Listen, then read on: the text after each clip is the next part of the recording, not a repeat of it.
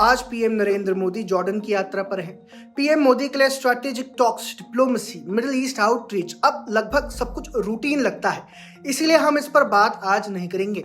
हम बात करेंगे किसी और इशू पर। वो ये है कि जब भी जॉर्डन का नाम आता है तो इतिहास का ये अनकंफर्टेबल चैप्टर अपने आप सबको याद आ जाता है।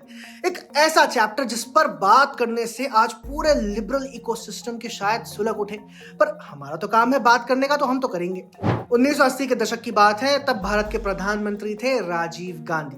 रिपोर्ट्स के मुताबिक उस दौर में राजीव गांधी की एक जॉर्डन यात्रा में जॉर्डन के किंग ने राजीव गांधी जी को एक मर्सिडीज और एक रेंज रोवर गिफ्ट की थी। राजीव गांधी ने ना सिर्फ ये लग्जरी व्हीकल्स एक्सेप्ट किए, बल्कि उन्हें दिल्ली की सड़कों पर चलाते भी देखा गया, वो भी टॉप स्पीड में। और एक दो बार तो रैश ड्राइविंग के लिए ट्रैफिक पुलिस ने उन्हें रोका भी। याद रखिए, ये वो टाइम था जब भारत में लग्जरी कार्स बहुत रेयर हुआ करती थी, इंपोर्ट्स टाइटली कंट्रोल थे और आम आदमी एम्बेसडर और फिएट में ही सफर क्या करता था।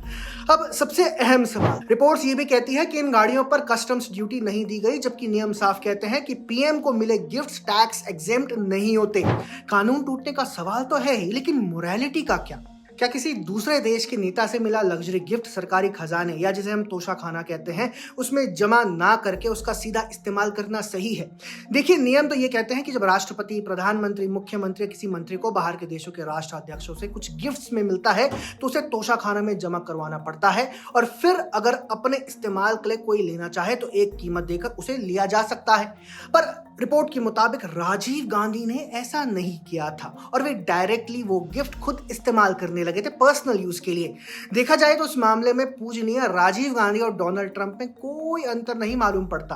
प्रेसिडेंट ट्रंप ने भी कतर से जो एयरक्राफ्ट गिफ्ट में एक्सेप्ट किया, उसका इस्तेमाल खुद करने लगे। और सिर्फ ट्रंप नहीं, पाकिस्तान में इमरान खान को तोशाखाना गिफ्ट्स को लेकर जेल तक भेज दिया गया था दोस्तों। आसिफ अली जरदारी को तो फॉरेन गिफ्ट्स और लग्जरी पर्क्स का पोस्टर बॉय कहा जाता था कि उन्होंने तोहफे लेने के मामले में सारे रिकॉर्ड तोड़ दिए थे। पाकिस्तान में दोनों को करप्शन का टेक्स्ट बुक एग्जाम्पल बताया जाता है। तो फिर राजीव गांधी के मामले में वही यार्डस्टिक क्यों गायब हो जाती है?